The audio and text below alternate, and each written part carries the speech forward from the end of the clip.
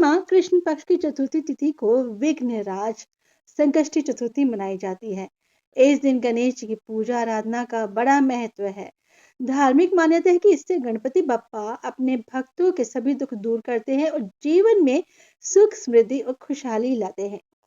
प्रत्येक माह में दो चतुर्थी व्रत आते हैं। पहला कृष्ण पक्ष की चतुर्थी तिथि और दूसरा शुक्ल पक्ष की चतुर्थी तिथि।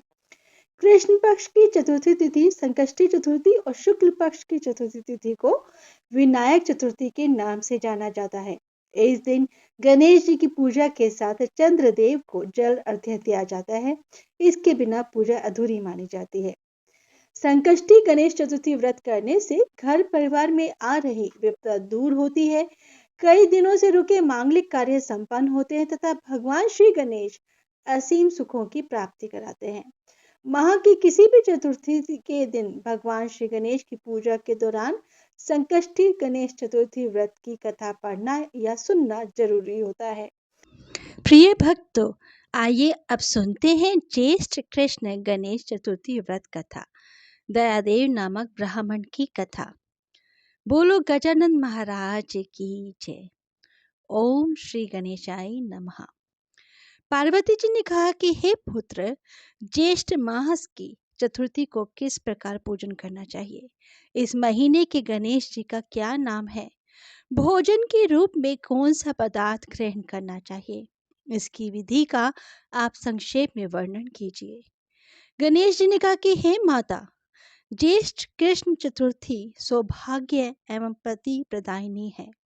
इस दिन आखू यानी मूषक रथ नामक गणेश जी की पूजा भक्ति पूर्वक करनी चाहिए। इस दिन घी निर्मित भोज्य अर्थात हलवा, लड्डू, पूरी आदि बनाकर गणेश जी को अर्पित करें। ब्राह्मण भोजन के पश्चात स्वयं भोजन करें। हे पार्वती माता, इससे संबंधित मैं पूर्वकालीन इतिहास का वर्णन कर रहा हूँ। गणेश पूजन और व्रत की विधि जो पुराण में वर्णित है उसे सुनिए। सतयुग में 100 यज्ञ करने वाले एक पृथु नामक राजा हुए। उनके राज्य में दयादेव नामक एक ब्राह्मण रहते थे। वेदों में निशांत उनके 4 पुत्र थे। पिता ने अपने पुत्रों का विवाह गृह सूत्र के वैदिक विधान से कर दिया। उन चारों बहुओं में बड़ी बहू अपनी सास से कहने लगी, हे सासू जी, मैं बचपन से ही संकट नाशक गणेश चतुर्थी का व्रत करती आई हूँ। मैंने अपने पिता के घर में भी इस शुभदायक व्रत को किया है। अतः हे माता, आप मुझे यहाँ यह व्रत करने की अनुमति प्रदान करें। पुत्रवधू की बात सुनकर उसके ससुर ने कहा कि हे बहू, तुम सभी बहुओं में श्रेष्ठ और बड़ी हो।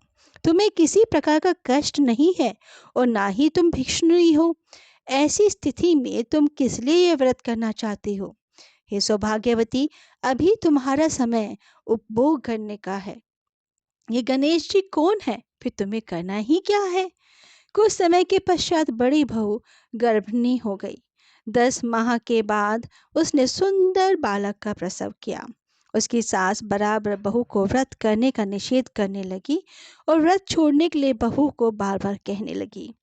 व्रत भंग होने के फलस्वरूप गणेश जी कुछ दिनों में कुपित हो गए और उसके पुत्र के विवाह काल में वर वधू के सुमंगली के समय उसके पुत्र का अपहरण कर लिया।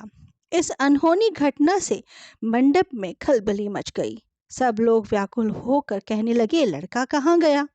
किसने अपहरण कर लिया? बारातियों द्वारा ऐसे समाचार पाकर उसकी माता अपने ससुर दयादेव से रो रो कर कहने लगी, हे ससुर जी, आपने मेरे गणेश चतुर्थी व्रत को छुड़वा दिया है, जिसके परिणाम स्वरूप ही मेरा पुत्र गायब हो गया है। अपनी पुत्र वधू के मुख से ऐसी बात सुनकर ब्राह्मण दयादेव बहुत दुखी हुए। साथ ही पुत्र वधू भी दुखित हुई। पति के लिए दुखित पुत्र वधू प्रति मास संकटनाशक गणेश चतुर्थी का व्रत करने लगे। एक समय की बात है, एक वैदक और दुर्बल ब्राह्मण भिक्षाटन के लिए इस मधुर भाषणी के घर आया। ब्राह्मण ने कहा कि हे बेटी, मुझे भिक्षा स्वरूप इतना भोजन दो कि मेरी भूख शांत हो जाए। उस ब्राह्मण की बात सुनकर उस धर्मपरायण कन्या ने उस ब्राह्मण का विधिवत पूजन किया। भक्ति पूर्वक भोजन कराने के बाद उसने ब्राह्मण को वस्त्र आदि दिए। कन्या की सेवा से संतुष्ट होकर ब्राह्मण कहने लगे, हे कल्याणी, हम तुम पर प्रसन्न हैं। तुम अपनी इच्छा के अनुकूल मुझसे वरदान प्राप्त कर लो। मैं ब्राह्मण वेशधारी गणेश हूँ और तुम्हारी प्रीति के कारण यहाँ आया हूँ। ब्राह्मण की बात सुनकर कन्या हाथ जोड़कर निवेदन करने लगी, हे विघ्नेश्वर, यदि आप प्रसन्न हैं तो मुझे मेरे पति के दर्शन करा दीजिए। कन्या की बात सुनकर गणेश जी ने उससे कहा कि हे सुंदर विचार वाली, जो तुम चाहती हो वही होगा। तुम्हारा पति शीघ्र ही आवेगा। कन्या को इस प्रकार का वरदान देकर गणेश जी वहीं अंतर्निहित हो गए। उसी समय की बात है कि सोम शर्मा नामक ब्राह्मण एक वन में उस द्विज बालक को नगर में लेकर आए। अपने पौत्र को देखकर दयादेव नामक ब्राह्मण बहुत प्रसन्न हुए। बालक को माता के हर्ष की तो सीमा ही ना रही, साथ ही संपूर्ण नगरवासी भी बहुत खुश हुए। बालक की माता ने पुत्र को अपनी छाती से लगा लिया और कहने लगी कि गणेश जी के प्रसाद से ही मैंने खोए हुए अपने पुत्र को वापस प्राप्त किया है। उसने नए नए वस्त्र आभूषणों से अलंकृत किया। दयादेव तो बारंबार सोम शर्मा को प्रणाम कर कहने लगे कि हे द्विजराज, आपकी कृपा से मैंने अपने खोए हुए पुत्र को प्राप्त किया है।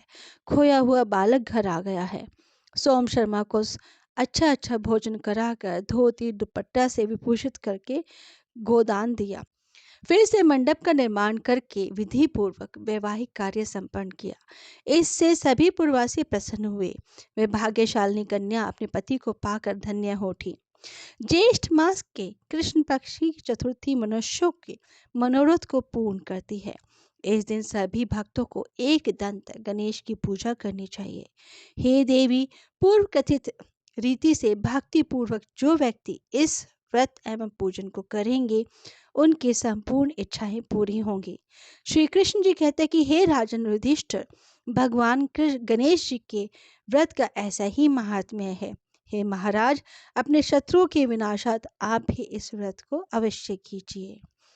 बोलो गजानंद महाराज की जय। किसी गांव में एक बुढ़िया माई रहती थी। वे बुढ़िया माई हर रोज गणेश जी की पूजा किया करती थी, उन्हें भोग लगाया करती थी, उनकी खूब सेवा करती थी। एक दिन गजानंद महाराज ने सोचा, क्यों ना इस बुढ़िया माई पे कृपा की जाए, ये कितने दिन से मेरी सेवा कर रही है। गजानंद महाराज एक छोटे से बालक का रूप लेकर उस बुढ़िया माई के गांव में आए। वो अपनी हथेली में थोड़ा सा दूध लेकर और चोटी में चावल लेकर सब गांव वालों से कहने लगे, अरे कोई मेरे लिए खीर बना दो, मेरे हथेली के दूध और चोटी के चावल से कोई खीर बना दो। उनकी ये बातें सुनकर सभी ग्रामवासी हंसने लगे। भला इतने से दूध और चावल से भी कभी कोई खीर बना सकता है? लेकिन गणेश जी महाराज यही कहते रहे और ये कहते कहते बुढ़िया माई की कुटिया के बाहर आ गए। बुढ़िया माई ने जब गणेश जी की ये बात सुनी तो ना जाने क्यों उनको उस छोटे से बालक के ऊपर बहुत प्यार आया। उन्होंने कहा, आ बेटा, मैं तुम्हारे लिए खीर बना देती हूँ। गणेश जी महाराज ने कहा, लो माई, मेरे हथेली का दूध लो और चोटी का चावल लो और मेरे लिए खीर बना दो। बुढ़िया माई बोली, हाँ बेटा ठहर, मैं बर्तन लेकर आती हूँ। बुढ़िया माई एक छोटा सा बर्तन लेकर आई तो उस बालक ने कहा, नहीं माई, एक बहुत बड़ा बर्तन लेकर आओ जिसमें कि आपको खीर बनानी है। बुढ़िया माई हंसते हुए सोचने लगी कि क्यों ना इस बालक की बात मान ली जाए, क्योंकि बुढ़िया माई को उस बालक के ऊपर बहुत प्रेम आ रहा था। बुढ़िया माई गई और एक बहुत बड़ा बर्तन लेकर आई। गणेश जी ने अपनी हथेली से उस बर्तन में दूध डालना शुरू किया। लेकिन ये क्या, वो गणेश जी महाराज उस बर्तन में दूध डालते जा रहे थे और वो बर्तन भरता जा रहा था। पहले बुढ़िया माई बड़ी आश्चर्यचकित हो गई। फिर गणेश जी ने अपने चोटी में से चावल निकालने शुरू किए। चोटी में से चावल निकाले तो निकलते ही जाए। चावल का एक बहुत बड़ा ढेर हो गया। गणेश जी ने कहा, बुढ़िया माई, मेरे लिए खीर बनाओ, मैं नदी के तट पर नहा कर आता हूँ। बुढ़िया माई ने भी कहा, ठीक है बेटा, तुम जाओ और मैं खीर बनाती हूँ। बुढ़िया माई ने उस बड़े से बर्तन को चूल्हे पे रख दिया और वो खीर बनाने लगी। थोड़ी देर में खीर बनने लग गई। अब बुढ़िया माई इंतजार कर रही थी कि अरे वो बालक कहाँ गया, वो अभी तक क्यों नहीं आया खीर खाने के लिए। फिर बुढ़िया माई ने सोचा, जब खीर बाहर निकलने लगी बर्तन से तो बुढ़िया माई ने कहा चलो मैं पहले भोग ही लगा देती हूँ। बुढ़िया माई ने उसमें खीर निकाली और मंदिर में जाके गणेश जी के सामने कटोरा भरकर खीर रख के भोग लगा दिया। अभी भी वो बालक नहीं आया तो बुढ़िया माई ने कहा कोई नहीं, मैं अपने नाती पोतों को खिला देती हूँ, बच्चे भी भगवान का ही रूप होते हैं। बुढ़िया माई ने सबको खिला दिया, लेकिन वो बालक तो अभी भी नहीं आया और दूध और खीर बाहर बाहर उजल उजल के बर्तन में से निकलने लगे। तो बुढ़िया माई ने अपने परिवार के सभी सदस्यों को खिलाया, पड़ोसियों को बुलाया और सबको वो खीर से जिमा दिया। अब बुढ़िया माई ने देखा कि खीर तो निकलती जा रही है। तब बुढ़िया माई ने पूरे गांव में मुनादी करवा दी कि सब मेरे घर पे आए और खीर का प्रसाद ले। पहले तो लोग हंसने लगे कि देखो बुढ़िया माई को क्या कह रही है, खुद के घर में अन्न का दाना नहीं और पूरे गांव को न्योत रही है। लेकिन सभी बुढ़िया माई के इस बात को जांचने के लिए उसके घर पर आए। बुढ़िया माई ने सबको बैठाया और बड़े प्रेम से खीर का प्रसाद सबको खिलाया। सब तृप्त हो गए। इतनी देर में वो बालक आया। बुढ़िया माई कहने लगी, अरे बेटा तुम कहाँ चले गए थे, मैं तो कब से इंतजार कर रही हूँ। देखो ये खीर तो बनती जा रही थी, बर्तन में से उजल उजल के नीचे गिर रही थी। पहले मैंने भगवान को भोग लगाया, फिर नाती पोते को खिलाया, घर में सभी को खिलाया, गांव में खिलाया, लेकिन तुम तो आए ही नहीं, आओ और भोग लगाओ। तब गजानन महाराज बोले, हे माई, जब तूने भगवान को भोग लगाया तब मुझे भोग लगा, जब तुमने अपने नाती पोतों को खिलाया तब मुझे भोग लगा, जब तुमने सारे गांव वालों को खीर का प्रसाद दिया तब मुझे भोग लगा और मेरा तो पेट भर गया। बुढ़िया माई आश्चर्यचकित हो गई कि ये बच्चा क्या बात कर रहा है, ये बालक क्या कह रहा है। तब गणेश जी ने अपना असली स्वरूप दिखाया और बुढ़िया माई गणेश जी के पैरों में चरणों को पकड़कर बैठ गई और उन्होंने कहा कि हे प्रभु, आपने मेरी पूजा स्वीकार करी, इसके लिए आपका बहुत बहुत धन्यवाद। अब गणेश जी बोले, बुढ़िया माई ने बोला कि हे गणेश जी महाराज, अब ये तो बताओ अब इस खीर का क्या करूं। बुढ़िया माई ने गणेश जी ने कहा कि जाओ थोड़े थोड़े बर्तनों को रखो, खीर को अपने घर के हर कोने में लगा दो, बाहर गाय को खिला दो, बाहर पक्षियों के लिए डाल दो, जो भी इस खीर को खाएगा वो तृप्त होगा तो मैं भी तृप्त होगा। बुढ़िया माई ने ऐसा ही किया, घर में सब जगह हर कोने में खीर रख दी। मूषक महाराज आए, खीर खाई, तृप्त हुए। बाहर रखी, गौ माता आई, खीर खाई, तृप्त हुई। पक्षियों के लिए डाला, पक्षियों ने खाया, पक्षी तृप्त हुए। दूसरे दिन बुढ़िया माई उठी और देखा तो पूरे घर में जहाँ जहाँ खीर रखी थी वहां पर सोने चांदी हीरे जवाहरात से पूरा घर भरा हुआ था। बुढ़िया माई ने कहा, हे गजानन महाराज, आपका बहुत बहुत धन्यवाद।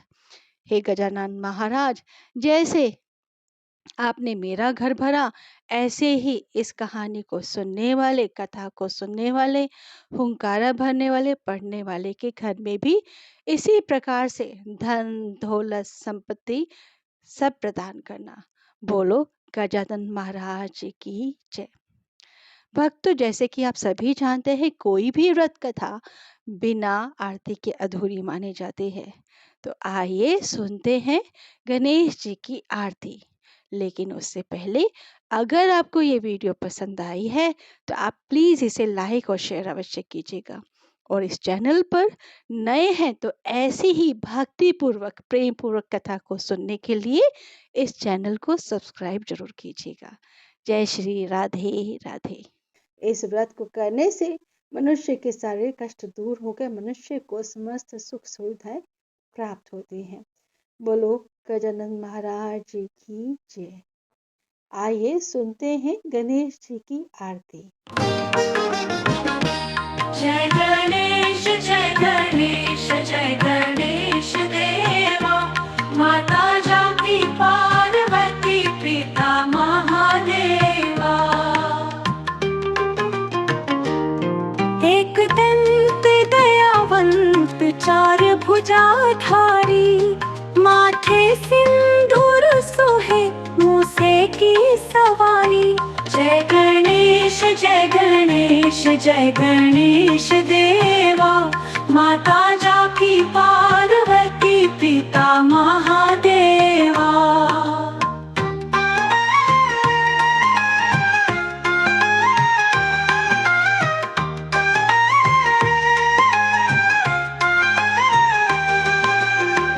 पान चढ़े फल चढ़े और चढ़े मेवा, लड्डूवन का भोग लगे संत कर सेवा। जय गणेश जय गणेश जय गणेश देवा, माता जाकी पार्वती पिता महादेवा। बंधन को आँख देत कोढ़िन को काया, बांझन को पुत्र देते निर्धन को माया। जय गणेश जय गणेश जय गणेश देवा, माता जाकी पार्वती पिता महादेवा।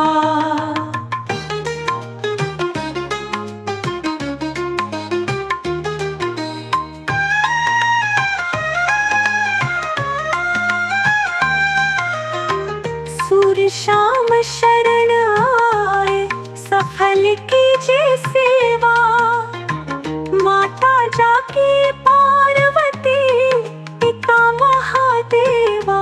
जय गणेश जय गणेश जय गणेश देवा, माता जाकी पार्वती पिता महादेवा। दीनन की लाज रखो शंभु सुतकारी, कामना को पूर्ण करो जाओ बलिहारी। जय गणेश जय गणेश जय गणेश देवा,